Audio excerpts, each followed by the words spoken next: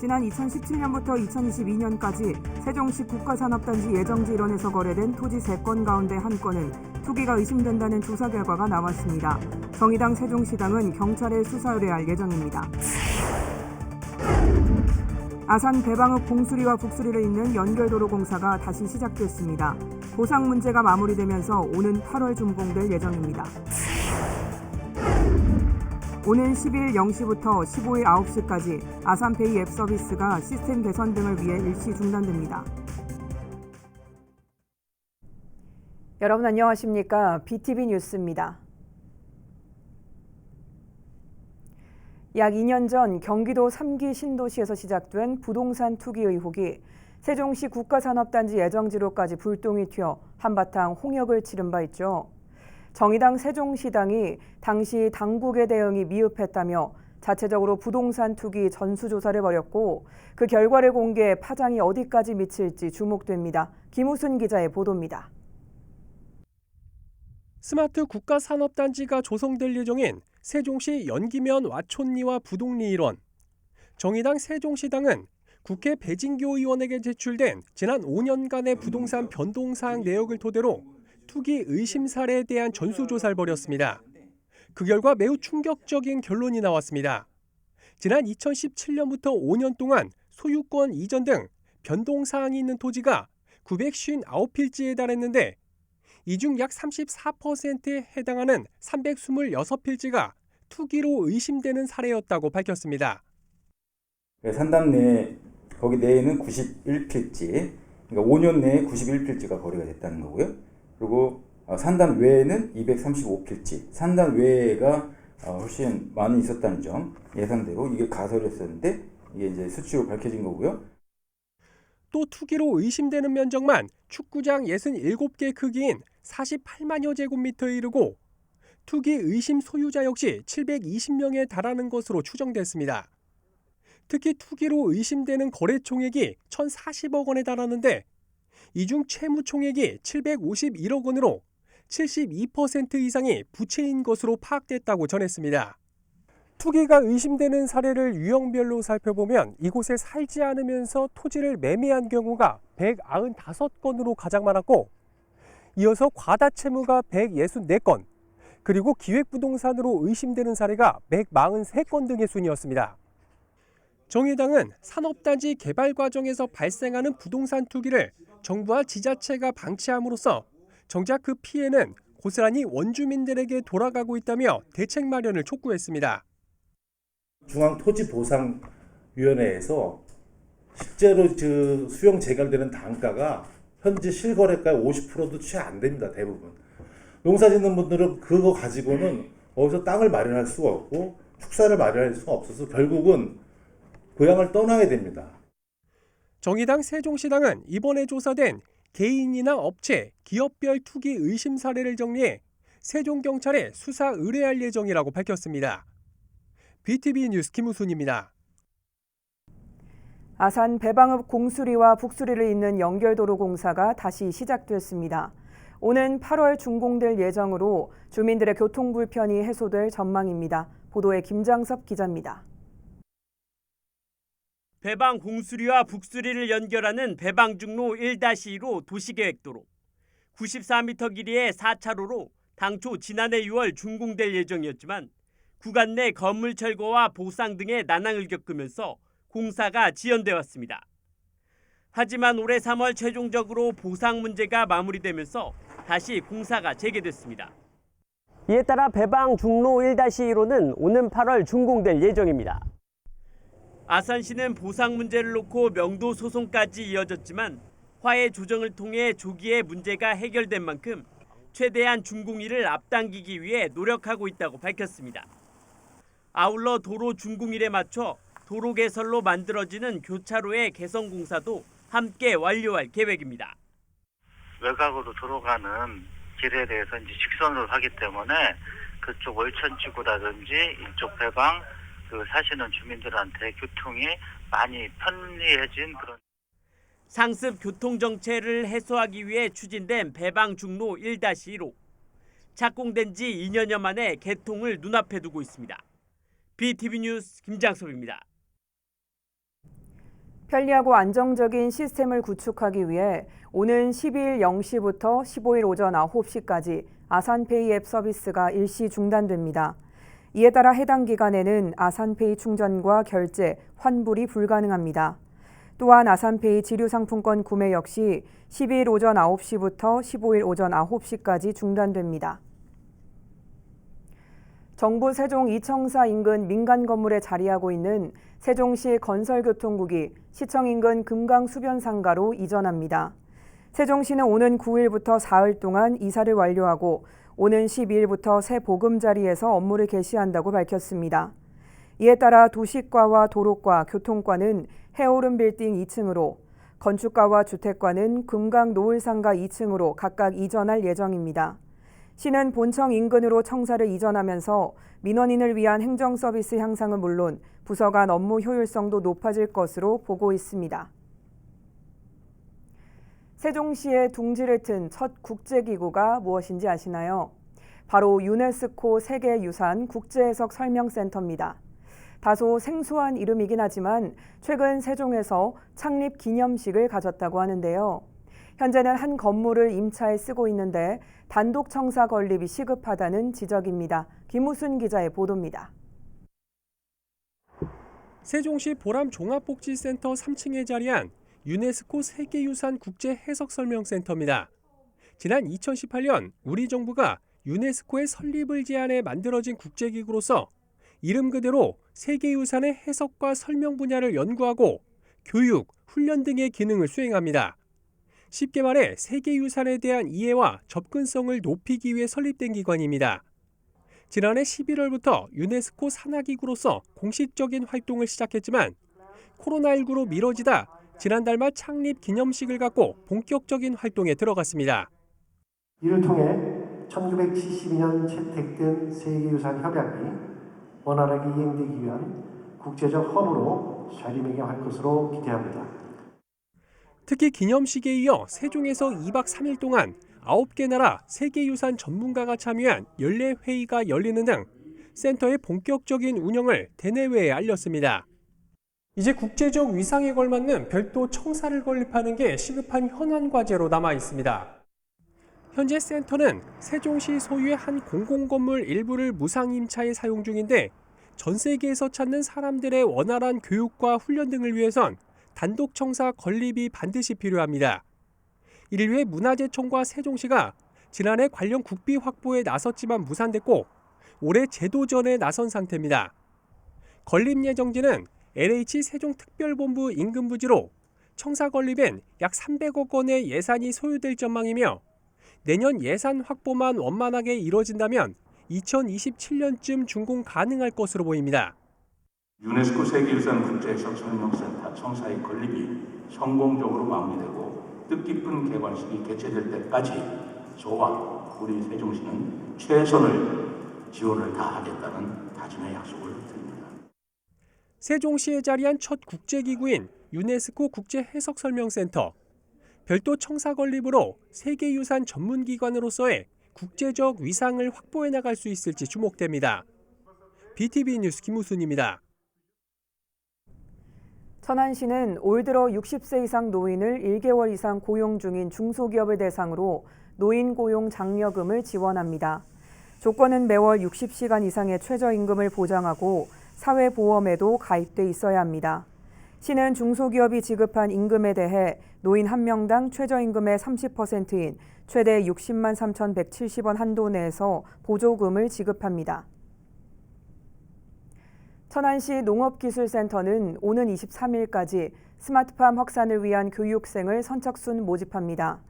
교육은 다음 달 4일부터 28일까지 총 4차례 진행되며 스마트팜의 기초에서 현장 활용 기술까지 다양한 내용을 다룰 예정입니다.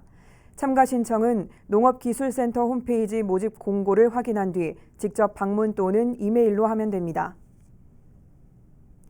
천안문화재단이 문화예술 창작 지원 사업을 확대하고 2차 공모를 추진합니다. 모집 분야는 전문 예술인과 단체 등 모두 9개 분야로 총 사업비는 1억 5천만 원입니다. 대상은 공고일 기준 천안에 주소지를 두고 창작 활동을 하는 예술인입니다. 접수는 오는 12일부터 16일까지며 문화재단 예술인 지원팀으로 문의하면 됩니다.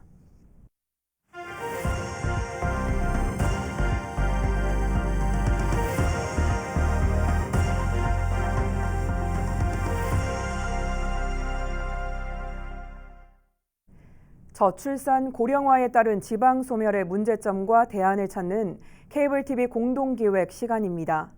오늘은 인구 감소를 막기 위해 지역별로 부족한 의료시설을 짚어보고 해결책을 고민해봅니다. 양평군의 경우 다른 지역의 인구 감소 추세와는 달리 인구가 증가하고 있습니다. 그런데 출생아 수는 감소하고 고령 인구는 그 이상으로 늘고 있습니다. 문제는 이 두 연령층이 모두 의료 문제를 걱정하고 있다는 점입니다. 보도에 딜라이브 신승훈 기자입니다. 양평군의 인구는 지난 2012년 10만 명을 넘어선 이후 한 해 평균 2,000명가량 증가 추세를 보이고 있습니다. 반면 같은 기간 출생아 수는 감소세로 접어들어서 2018년에는 500명 이하로 2021년에는 474명까지 줄어들기도 했습니다. 출생아 수의 감소 원인 중 하나로 분만 산부인과의 부재를 꼽고 있습니다. 지난 2015년 5월까지 양평군 내에서 유일하게 분만 업무를 보던 산부인과가 분만을 포기했습니다. 이 문제는 일부 산모들이 분만의 어려움으로 인해 이주하는 사례까지 발생했다는 점입니다. 팔삭둥이라고 하잖아요. 좀 일찍 태어나는 미숙아들은 대처가 안 돼서 하남으로 이사를 가셨어요. 실제로. 왜냐면 여기서 까딱하다가는 1시간 내로. 다행히 최근 해당 산부인과와 양평군이 보건복지부의 분만 취약지 지원 사업의 응모에 선정됐습니다. 앞으로 국비와 도비, 군비 등 17억 원 이상의 지원이 이루어질 예정입니다. 그 산모분들이 좀 편안하게 있을 수 있는 그 좋은 환경으로 좀 더 업그레이드를 시키는 게 첫 번째고, 치과나 다른 하고 또 연계가 또 만만치가 않아서 그런 부분을 다 이렇게 협업할 수 있는 그 시스템 구축이. 늘어나는 고령층에 대한 의료 복지도 해결해야 하는 과제입니다. 양평군의 유일한 응급실은 양평병원에서 운영하고 있는데 병원 측도 의료진 확보에 어려움을 겪고 있다고 말합니다. 그 대안으로 국립교통재활병원의 응급실 도입을 바라보고 있지만 관련법의 미비로 인해 막혀 있습니다. 우리가 교통병원에 응급실을 좀 넣자라는 의견도 있었고, 현재 양평병원의 응급실 기능을 좀 확대하자 이런 얘기도 있지만 어려움이 있습니다. 그래서 우리가 정부가 시행하는 그런 사업에 우리가 공모를 해서. 전원주택들의 상당수는 한적한 마을이나 산속에 자리하고 있습니다. 때문에 응급 상황이 발생할 경우 병원으로의 이송은 늦어지고 특히 고령자들의 위험도가 높은 상황. 결국 장기적으로는 분만과 소아과 등의 영유아를 위한 의료시설과 함께 응급실을 비롯한 고령층의 의료 복지 문제를 모두 해결해야만 지속적인 인구 유지가 가능할 것이라는 분석입니다. 딜라이브 뉴스 신승훈입니다. 서울에서는 공공산후조리원을 늘려야 한다는 주장이 나오고 있습니다. 출산 부담을 줄여야 한다는 취지에서인데 정부 지원이 절실한 상황입니다. SK브로드밴드 김대우 기자가 취재했습니다. 서울에 있는 산후조리원을 이용하려면 평균 410만 원 정도 돈을 내야 합니다. 다른 시도보다 100만 원 넘게 비쌉니다. 그런데 반값인 곳이 있습니다. 바로 공공산후조리원인데 지금은 송파구에 유일하게 있습니다. 전국 최초로 설립되었고요. 서비스 분야 KS 인증을 받아서 또 서비스 분야에서는 독보적으로 지금 운영하고 있습니다. 그만큼 인기입니다. 만족도도 높습니다.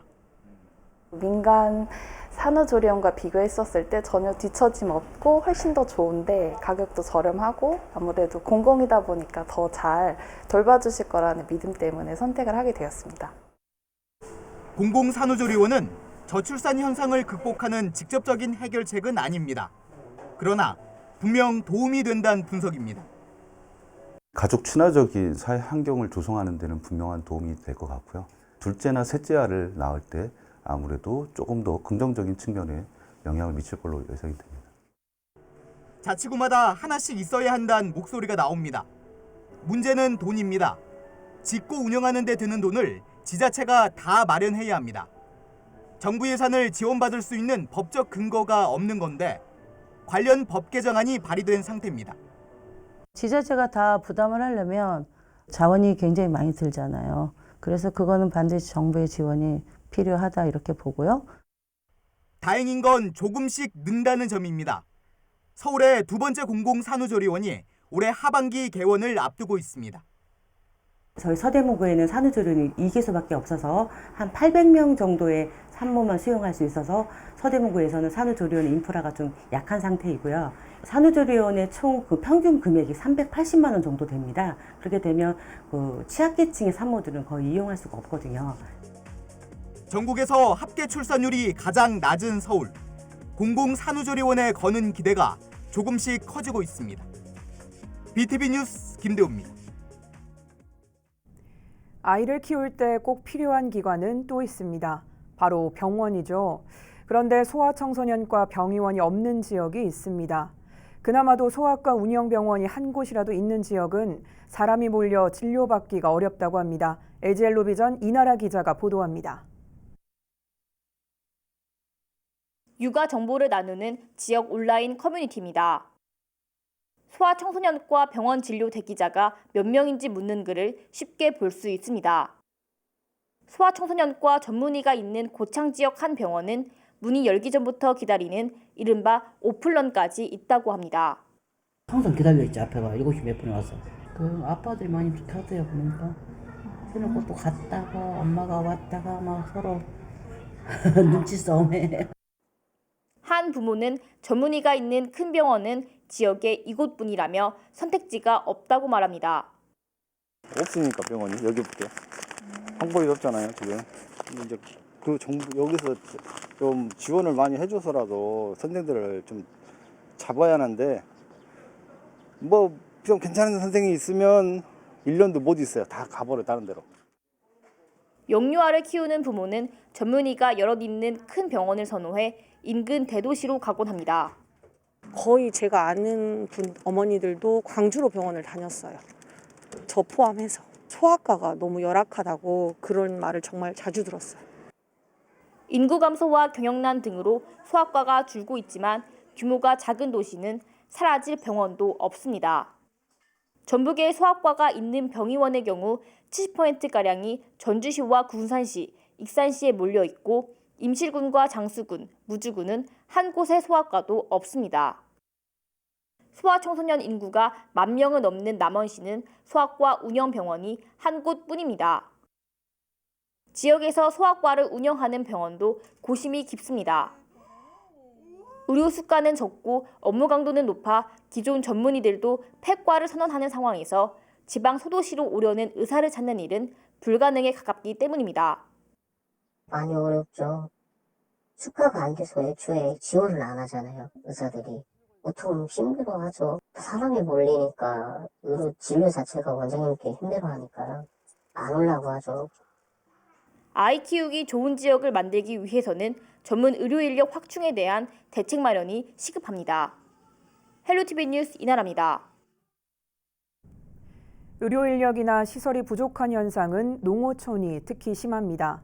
올 3월 기준 경북도 내 23개 시군 가운데 소아청소년과 전문의가 단 한 명도 없는 지역이 11곳에 달하는 것으로 나타났는데요.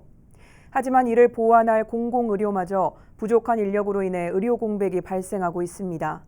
지역 의료 붕괴를 막기 위한 특단의 조치가 필요한 상황입니다. HCN 류희진 기자입니다. 전국에서 대표적인 의료 취약 지역으로 손꼽히는 경북. 오랜 저출산 고령화로 소아청소년과 전문의가 단 한 명도 없는 지역이 많습니다. 그렇다 보니 응급 상황이 발생할 경우 타 지역 의료시설을 찾아야만 하는 상황에 놓일 수밖에 없습니다. 대구까지 가면 한 40분 정도 걸려요. 여기서 예약할 때는 이제 얼마 없는데 제 순서가 끝나거나 아니면 그렇다고 해서 또 너무 늦게 하면 마감되고.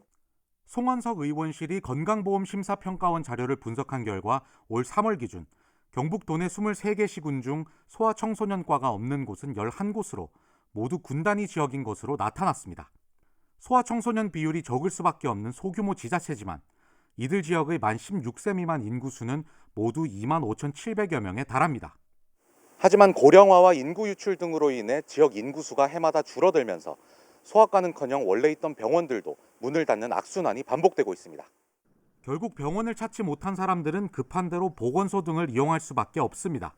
하지만 농어촌 지역의 경우 보건지소의 문이 닫혀 있는 경우가 잦아 헛걸음을 하기 일쑤입니다. 부족한 공중보건의 수에 비해 담당해야 할 지역이 넓다 보니 출장 진료가 잦아지고 결국 또 다른 의료 공백으로 이어지는 겁니다. 이와 관련해 지역 소멸을 막기 위한 정주 여건 개선이 화두가 되고 있는데 중앙정부와 지자체가 함께 공공의료 서비스 수준을 끌어올려야 한다는 의견이 설득력을 얻고 있습니다. 소아과나 산부인과, 산후조리원 정도는 국가에서 재정을 투입해서 법제화시켜야 된다. 지방자치단체에서 갖고 있는 공공의료 서비스를 복합적으로 운영하게 된다면 재방송을 막을 수 있는 특단의 대책이 되지 않을까라는 생각을 합니다. 지역 소멸과 함께 지역병원 붕괴 위기도 현실화하는 가운데 가장 기초적이고 중요한 공공의료 시스템 강화의 필요성이 점점 높아지고 있습니다. HCN 뉴스 류희진입니다. 이 시각 전국 SK 브로드밴드 지역 채널의 주요 뉴스를 살펴보겠습니다. 먼저 서울입니다. 동대문구가 청량리 일대를 광역교통 중심지로 육성하기 위한 방안을 추진하고 있습니다. 하지만 과도한 사업비 등으로 인해 우려가 큰데 구청 측은 국토부의 공간역 신구역 사업에 기대를 걸고 있습니다. 지난달 말 북한이 서해상으로 위성 발사체를 발사한 이후 섬관강이 타격을 받고 있습니다. 조만간 추가 발사가 예고된 만큼 이번 여파가 장기화되지 않을지 주민들의 우려가 커지고 있습니다.